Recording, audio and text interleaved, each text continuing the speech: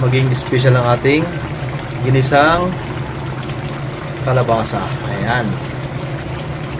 Diba?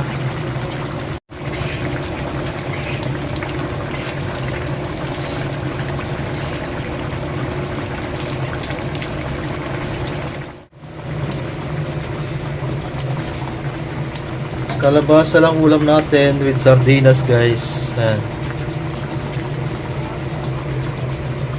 Ginisa. Pero lalagyan ko to ng ano, ng kalamansi na parang ano siya, parang sinigang.